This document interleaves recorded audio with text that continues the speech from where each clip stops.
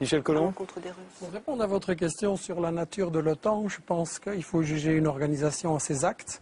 Et donc, il faut voir si vraiment il réalise les objectifs de la démocratie qu'on nous annonce dans sa propagande. Et si on voit dans l'histoire, l'OTAN, c'est quand même le complice du régime fasciste au Portugal de Salazar, le complice du coup d'État en Grèce, des colonels c'était la guerre froide. Le fascisme comme excuse pour la guerre froide ou la guerre froide comme excuse pour le fascisme, je regrette. On retrouve l'OTAN aux côtés des fascistes portugais, grecs, turcs, dans les réseaux gladiaux préparant des coups d'État pour préserver la France, l'Italie d'un grand danger, etc. Donc ça, on est juste dans la propagande. La question à laquelle il faut répondre, c'est à quoi sert l'OTAN? Et la première chose, je pense, j'aimerais qu'on y revienne par rapport à ce qui a été dit aux États-Unis et la Chine, mais la première chose, c'est qu'il faut juger l'OTAN par rapport à ses actes. Moi, je partage ce qui vient d'être dit. Les médias insistent toujours, lorsqu'une guerre est en préparation ou elle a lieu, sur ce pays-là à ce moment-là. On le présente d'une certaine manière, diabolisé, et on ne raconte jamais ce qui se passe après la guerre, quand l'OTAN a gagné. Et c'est ça qu'il faudrait regarder. En Yougoslavie, c'est une catastrophe. On a semé la haine partout. Les médicaments se vendent par plaquettes sur le trottoir. On a fait alliance avec la mafia. Le Kosovo est devenu la plaque tournante de tous les trafics. En Irak, où c'est pas l'OTAN officiellement, mais enfin bon, c'est la même chose. On a le pays est ramené à l'âge de la pierre. Il n'y a pas d'énergie. Il n'y a même pas d'essence pour les Irakiens. On assassine les scientifiques en masse. En Afghanistan, contrairement à la version anti-musulmane qui nous a été présentée, c'est une catastrophe, quoi. Karzai, l'employé du Nocal, de la multinationale US, règne sur quelques kilomètres carrés. Il a fait alliance avec des seigneurs de la drogue et le trafic de la drogue a explosé en Afghanistan à cause de la CIA et grâce à la CIA. Et en Afghanistan, on allait soi-disant libérer les femmes afghanes. Je m'excuse, Karzai a fait passer une loi qui fait qu'on peut marier une petite fille à 9 ans et que le viol conjugal est légitimé. Donc, où est le progrès? Il faudrait quand même qu'on sache de quoi. Et en Libye, c'est la mafia, on voit ce qui se passe. Il y a une loi qui vient d'être prise comme quoi quelqu'un qui disait qu'avant c'était mieux, il va en prison à perpétuité. Donc, l'OTAN pour la démocratie, c'est de la rigolade. Et la vraie question que j'espère qu'on pourra poser ce soir, c'est à quoi sert vraiment l'OTAN? Quels sont ses véritables objectifs? La question Monsieur Dulles et les responsables des États-Unis ont reconnu que tout ce qu'ils racontaient et qui terrorisait mes parents, moi je me souviens dans les années 50, quand on parlait de la Hongrie ou d'autres, on allait vite au supermarché et on faisait des provisions de farine, de chocolat et de sucre. Et on a terrorisé la population européenne, les Russes vont vous attaquer, mais lisez simplement les déclarations de monsieur Dulles et des responsables des États-Unis, ils ont bien dit ils savaient qu'il n'y avait aucun danger, mais que c'était nécessaire pour des raisons stratégiques pour implanter l'OTAN comme moyen de domination.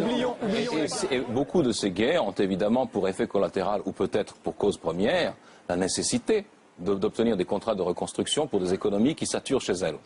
Ça me semble tout à fait évident, puisque dans nombre de ces conflits, la destruction des infrastructures civiles passe avant tout le reste. En Serbie, le cas est flagrant. On a détruit 9 blindés et pratiquement toutes les infrastructures civiles. 9 blindés. Michel Collomb. J'ai été accusé d'angélisme bétifiant et autres gentillesses. Je voudrais répondre qu'à mon avis, ce qui est bétifiant, c'est quand on nous raconte une version cinéma de propagande de l'OTAN, ou qu'on nous fait croire que l'OTAN, ça dépend du caractère de Bush ou d'Obama ou de Nixon, alors que ce sont des employés, et que les choses sont à un niveau beaucoup plus profond. Et Frédéric Tadei, je voudrais revenir à la question que vous avez posée au début, en disant l'OTAN, finalement, c'est des démocrates ou c'est des salauds.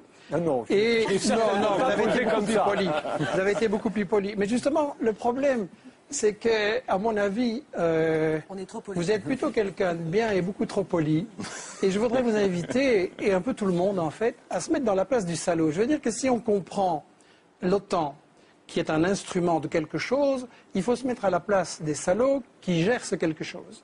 Et je suis d'accord sur un point, c'est que la guerre est au fond la continuation de l'économie. Et que pour comprendre à quoi sert l'OTAN, il faut comprendre dans quelle situation économique on est maintenant. Et donc, je crois qu'il faut faire le lien avec tous les mouvements sociaux qui se passent en Europe, en Grèce, en France, etc. Toute l'inquiétude au quotidien des gens, parce qu'au fond, c'est le même problème.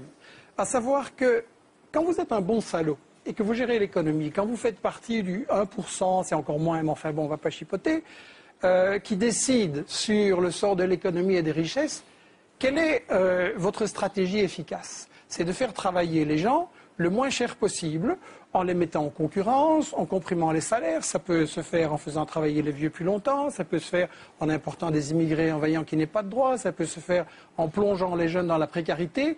Bref, on va se retrouver devant, d'un côté, des bénéfices de multinationales qui ont explosé, et de l'autre côté, la majorité de la population qui ne sait pas de quoi demain sera fait et si leurs enfants auront un emploi et un avenir. Et ça, c'est le fin du système dans lequel on vit. Avec le problème, c'est que quand tous ces gens, ils ont fait ça, qu'ils ont bien appauvri ceux qui travaillent pour eux, à qui ils vont vendre? C'est ça quand même l'origine fondamentale de la crise. À qui ils vont vendre? Alors, on s'en sort dans le système qui nous gouverne, dans l'élite qui nous dirige et qui n'a pas été élue. On s'en sort en disant, bon, on va exporter les capitaux, on va aller mettre les capitaux dans le sud, ça rapporte, et ça permet effectivement de piller les matières premières et de laisser les populations dans la pauvreté. Ça permet de contrôler la main-d'œuvre et de faire travailler les gens aussi pour des bénéfices. Ça permet de contrôler les zones stratégiques, etc. Et donc, on se retrouve avec des multinationales du Nord de plus en plus riches et des pays du Sud de plus en plus pauvres. Et le point où ça mène à la guerre, c'est qu'évidemment, ça provoque des résistances des populations qu'il s'agit de briser. Donc toutes les guerres de l'OTAN, je l'insiste, sont des guerres économiques, des guerres de pillage. Et ensuite, ça provoque des résistances aussi des rivaux.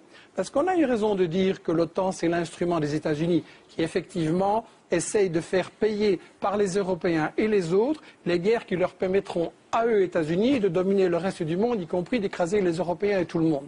Et ce qu'on a essayé de faire avec ce livre, La stratégie du chaos dont vous avez parlé, c'est d'éclairer la dimension des États-Unis maintenant, qui est effectivement une stratégie globale pour dominer le monde, pour faire en sorte que l'Afrique, l'Amérique latine, ça c'est plus difficile, et l'Asie, leur restent soumises. Et effectivement, le problème des États-Unis maintenant, c'est que c'est une puissance économiquement et politiquement en déclin.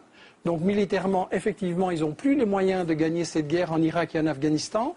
Et comment ils s'en sortent alors? Ils s'en sortent par la stratégie du chaos. Et il faut bien voir que l'ennemi fondamental de cette guerre globale des États-Unis, c'est la Chine.